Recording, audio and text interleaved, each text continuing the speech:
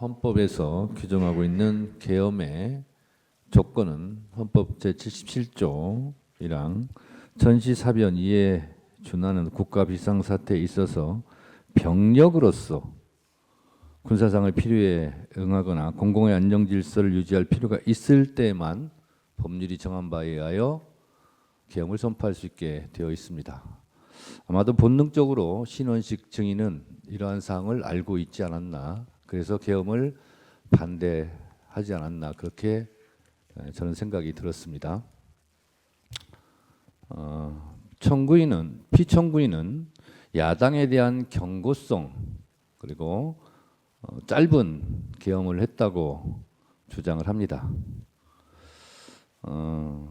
그런데 경고성이라면 비상계엄 선포문에 옐로우 카드가 아닌 레드 카드보다 더 심한 야당과 국회에 대한 용어는 쓰지 않지 않았을까라는 생각이 듭니다. 국회를 범죄자 집단의 소굴이라고 표현했고, 또 이게 야당을 지칭한 거라면 더 문제가 있을 텐데 국회 야당을 지칭한 걸로 보이는데요. 국민의 자유와 행복을 약탈하고 있는 폐악질을 일삼는 파렴치한 종북 반국가 세력을 일거에 척결하고자 계엄을 선포한다고 했습니다.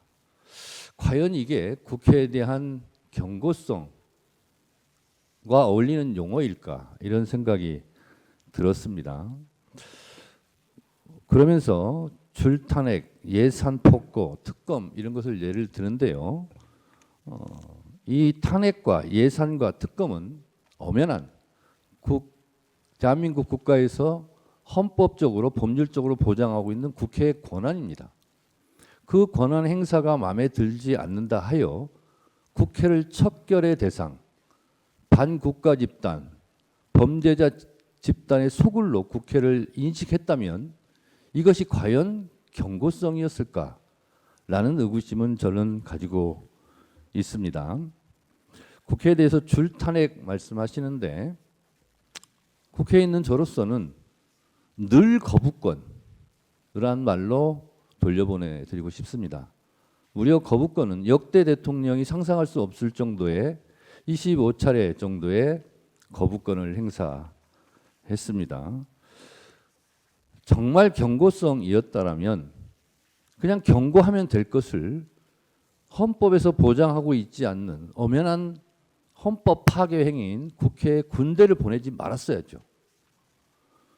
청구인은 아무 일도 일어나지 않았다라는 식으로 태연하게 말씀하시는데 지금 신원식 안보실장 등 많은 국무위원들이 이곳 헌법재판소와 국회 증인으로 지금 소환되고 있고 수사기관의 수사를 받고 있고 내란죄로 중형을 받을 처지에 있을 뿐만 아니라, 그리고 하늘의 별이라는 군 장성들이 수십 명이 지금 수사받고 내란죄로 중형을 받을 처지에 있습니다.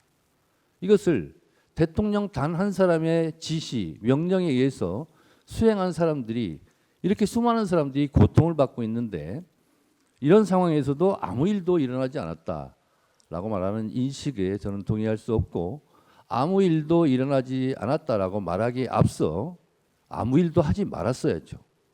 그렇다면 이런 일이 없었겠죠. 그래서 오늘 또다시 두 가지만 말씀드리자면, 제가 국회 소추위원으로 법사위원장으로 간첩죄에 대해서 거대 야당이 막았다고 그러는데 저희는 막은 적이 없습니다. 법안 소위나 그리고 법사위 전체회의에서 여러 가지 조정할 필요가 있고 좀 심사숙고할 필요가 있기 때문에 공청회 등 그런 수기 과정을 거치자라고 해서 지금 보류되어 있는 상태지, 야당이 결코 막았거나 이것이 간첩죄가 무산됐다거나 한 일이 없습니다. 그리고 아까 증언 과정에서 나왔다시피 초급 간부에 대한 국방 예산은 정부의 편성권을 갖고 있는 편성을 자체를 하지 않은 걸 가지고 야당의 책임을 떠넘기는 것은 참으로 비겁한 일이다, 이렇게 생각이 들어서 하나하나 팩트 체크도 진실이 드러나고 있는 만큼 또 야당에 대한 경고성 개헌은 결코 아니었다라는 생각이 저는 듭니다. 이상입니다. 예, 본인께 의견 전술 기회 드리겠습니다. 아까 그 소추 위원장께서 이런 줄탄핵, 예산 입법의 폭거가 국회의 권한이라고 얘기를 하셨는데 비상계엄의 선포와 그에 따르는 후속 조치도 엄연히 헌법상 대통령의 권한이라는 점을 말씀드립니다. 그리고 아무 일도 일어나지 않았다는 것은 바로 이 소추위원단과 민주당에서 만들어낸 내란 프레임으로 만들어낸 체포, 누구를 끌어내는 일, 그런 일이 전혀 일어나지 않았고 국민들에게 어떤 군인들이 어떤 억압이나 공격을 가한 사실이 전혀 없고 오히려 계엄 상황에서 경비와 질서 유지를 하러 간 군인들이 오히려 시민들한테 폭행을 당하는 그런 상황이었다는 그런 말씀을 드리고 정말 아무 일도 없게 되어야 한다고 생각합니다. 그리고 아까 지금 간첩법과 뭐 이런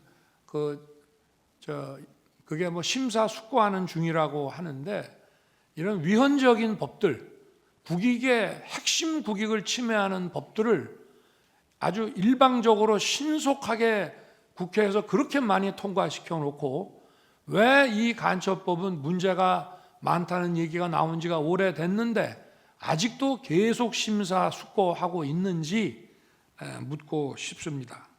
그리고 법률안 거부권은 루스벨트 대통령이나 레이건 대통령도 이미 개혁을 하는 과정에서 수백 건씩 한 바가 있습니다. 그리고 아까 국회 국방부 지휘통제실의 결심지원실에 제가 좀 시간 다른 사람들 보기에 조금 있었다고 하는 것은 제가 거기서 보려고 했던 것은 국회법이었고요. 근데 국방부에 국회법이 없는지 자꾸 뭘 법령집을 가지고 오는데 국회법이 없더라고요. 저는 사무실에서 나올 때는 계엄 해제 요구 결의안 통과라는 것을 명시적으로 못 봤습니다. 회의하다가 갑자기 바로 옆 건물에 지통실이 있다는 생각을 하고 거기 한번 가봐야 되겠다고 해서 거기 딱 들어가니까 통과 이게 쫙 이렇게 나오더라고요. 그래서 제가 우원식 의장과 의원들끼리 그 약간의 논란이 있었던 것이 생각이 나서 이거를 계엄 해제는 해야 되는데 문안을 어떻게 만들어야 되나 싶어서 국회법을 가져오라고 그랬더니 제대로 못 갖고 와서 국회법을 가지고 오는데도 시간이 많이 걸렸습니다. 그래서 거기에 집중해서 읽고 있다가 이제 그 두 분이 오셔가지고 바로 제 방에 갔고 민정수석에게 이 문안 때문에 그러니까 빨리 좀 검토를 해봐라 해서 그냥 그대로 수용해서 하는 거로 저걸 했고요. 그러고 나서 국방장관과 계엄사령관 박한수 총장을 불러서 군 철수시키라고 이제 지시를 했고, 그러고 이제 이미 국회 국무위원들은 비서실장이 다 불러놨기 때문에 기다리고 있는데 제가 시간이 좀 걸린다고 그래서 국무위원들 오는데 계엄 해제시까지 그냥 기다릴 게 아니라 먼저 언론 브리핑을 국민들한테 해야 되겠다 싶어가지고 간단한 그 담화문을 작성하도록 하고 그게 다 됐다고 그래서 내려가서 이제 준비시켰다가 발표를 하고 나니까 이제 정족수가 다 차서 곧 국무회의 해제 국무회의를 한다고 했습니다. 아까 비상계엄 선포 전 국무회의가 그 전부터 계속됐지만 정족수가 채워져 가지고 5분밖에 안 한 국무회의라고 했는데 해제 국무회의는 1분밖에 안 했습니다.